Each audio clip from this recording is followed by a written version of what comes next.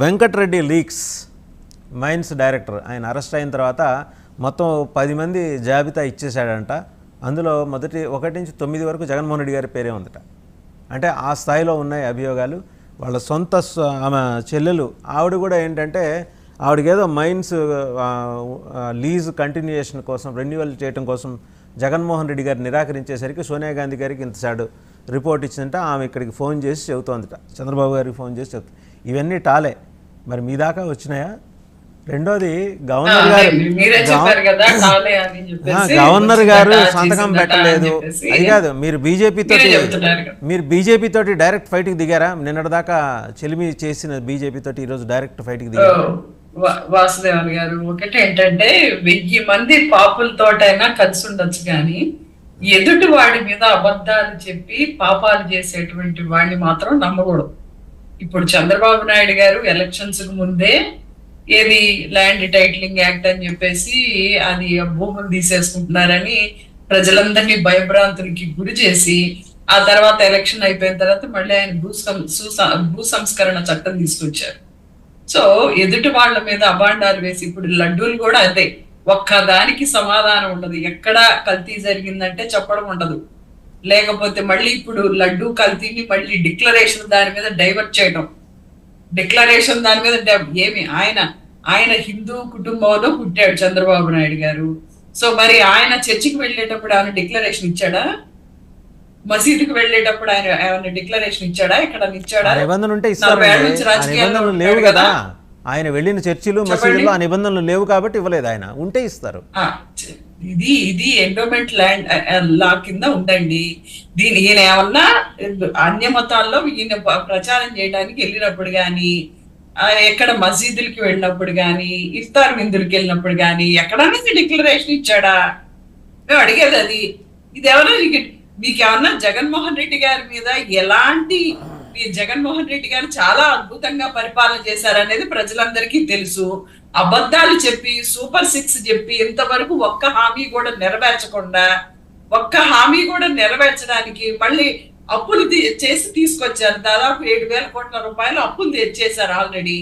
So ఇన్ని అప్పులు చేసినా గానీ ఒక్క హామీ కూడా నెరవేర్చలేనటువంటి దుర్పరిస్థితిలో ఈ రోజు కూటమి ప్రభుత్వం ఉంది.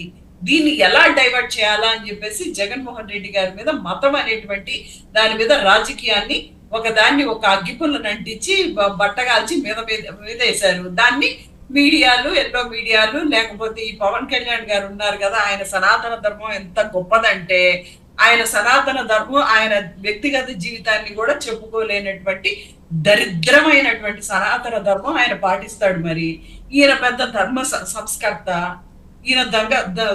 సంస్కర్త. ఆయన జీవితమే ఒక అధర్మ మార్గంలో నడిచేటువంటి జీవితం అయింది. ఈయన ధర్మాన్ని పాటిస్తాడు. మళ్ళీ ఈయన చెప్తాడు, ఈ సోకాళ్ళు ఉప ముఖ్యమంత్రి గారు మరి మసీదుకి వెళ్ళారు, చర్చికి వెళ్ళారు, నేను బీఫ్ తిన్నాను అన్నాడు. మరి ఆయన ఏమన్నా ఆ రోజు డిక్లరేషన్ ఇచ్చాడా? చెప్పండి. వీటన్నిటికీ సమాధానాలు ఉండవు. జగన్మోహన్ రెడ్డి గారు ఏదో హిందువులకు ఏదో చేసేస్తున్నట్టు వేద పాఠశాల 40 ఏళ్ళు రాజకీయాల్లో ఉన్నారు. చంద్రబాబు నాయుడు గారు వేద పాఠశాల కట్టించారా? తిరుమలలో చెప్పమనండి. ఎవరు కట్టించారు? జగన్మోహన్ రెడ్డి గారు కట్టించారు. ఏం చేశారో చెప్పుకోలేని దురావస్థలో ఉన్నటువంటి చంద్రబాబు నాయుడు గారు, పవన్ కళ్యాణ్ గారు రేపు మాకు ఓట్లు ఎక్కడ పడవో అని చెప్పేసి మతాన్ని అడ్డుపెట్టి ఆడేటువంటి రాజకీయం ఈ రోజు నేషనల్ లెవెల్లో చూస్తున్నారు. చంద్రబాబు నాయుడు గారు చేసిన ఈ దరిద్రమైన రాజకీయాన్ని, దేవుడు ప్రసాదాన్ని మనం కళ్ళకు అద్దుకొని తింటుంటే లడ్డూల మీద చేసేటువంటి దరిద్రమైన రాజకీయాన్ని ఈ రోజు దేశంలో అందరు అంటున్నారు. మరి కల్తీ ఎక్కడ జరిగిందంటే చెప్పలేడు. మళ్ళీ ఎక్కడో జరిగింది అంటాడు. నిన్న జగన్మోహన్ రెడ్డి గారు ఒక ట్వీట్ పెట్టారు కదా, ఎక్కడ జరిగిందో చెప్పలేము, ఎప్పుడు జరిగిందో చెప్పలేము, కానీ అబాండాలు వేస్తాం. నిరూపించమంటే సిబిఐ. సుజాత గారు ఒకే ఒక ప్రశ్న మీరే చెప్తారు కానీ ఒక్క నిమిషం ట్వీట్ ప్రస్తావన చేశారు. ఒకే ట్వీట్ 6 సార్లు ట్వీట్ చేశారు. ఆయన 6 సార్లు చేసి దేశంలో ఉన్న లోక్ జనశక్తి లాంటి పార్టీలు, లోక్ తాంత్రిక్ పార్టీ, తామర తంపర పార్టీలు అందరినీ ట్యాగ్ చేస్తూ పెట్టాల్సినంత నెసిటీ ఎందుకంత? ఆయనకు లోపల అర్జెంటుగా ఏదో అయిపోవాలి ఆంధ్రప్రదేశ్లో అధికారం, అంత అవసరం ఏంది? అందరినీ ట్యాగ్ చేయాల్సిన అవసరం ఏంది? ఎందుకంత డిఫెన్స్ లో పడిపోతున్నారు జగన్మోహన్ రెడ్డి గారు? తిరుపతి దేవస్థానం అంటే అది దేశానికి సంబంధించింది కూడా కాదు, ప్రపంచానికి సంబంధించింది. దేవుడు భక్తులు ప్రపంచ వ్యాప్తంగా ఉన్నారు. ఆయన ఏంటి అసలు అమెరికాలో అందరినీ ట్యాగ్ చేసి పెట్టచ్చు, తప్పే ఉంది దాంట్లో చెప్పండి? అమెరికాలో కూడా ట్యాగ్ చేసి పెట్టచ్చు, కెనడాలో కూడా ట్యాగ్ చేసి పెట్టచ్చు. బికాస్ దేవుడు కోసం ఎన్నో దేశాల నుంచి వచ్చి అక్కడ ఎన్నో రోజుల నుంచి దర్శనం చేసుకుంటారు.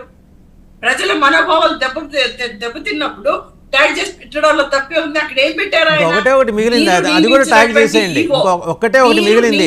సుజాత గారు చంద్రబాబు నాయుడు గారు ఒక్క నిమిషం సుజాత గారు ఒక్క నిమిషం, మీరే చెప్పారు అమెరికా కెనడా అని. ఇంకొకటే ఒక మిగిలింది, అది యునైటెడ్ నేషన్స్ ఆర్గనైజేషన్ పెట్టేయండి. మొత్తం ప్రపంచం మొత్తానికి ట్యాగ్ చేసినట్టు అది. అవునండి, తిరుమల తిరుపతి దేవస్థానం ఎక్కడ ఎక్స్క్లూజివ్ కాదు, ప్రపంచం మొత్తం అందరు భక్తులు ఉన్నారు. అందరు భక్తులు ఉన్నారు, అది కూడా పెట్టేయండి. చెప్పండి, అందులో తప్పేముంది చెప్పండి? కాదు, తప్పేం లేదు. పొలిటిసైజ్ చేయడం దేనికి అడుగుతున్నా, పొలిటిసైజ్ చేయడం దేనికి అడుగుతున్నా. చంద్రబాబు నాయుడు గారు అబాండాలు వేయడం దేనికి? ఎక్కడ కల్తీ జరిగిందో ఎక్కడ కల్తీ గురించి చెప్పలేరంట, మళ్ళీ ఎక్కడో చెప్పలేరంట, జరిగిందేమో. ముందు అసలు అబాండాలు వేసేసి దేవుడి మీద కూడా వేసేసి ఆ తర్వాత విచారణ. మీరు అధికారం ఇచ్చింది ఎందుకంటే మీరు ఇట్లా కులమతాల మధ్య చిచ్చు పెట్టడానికి.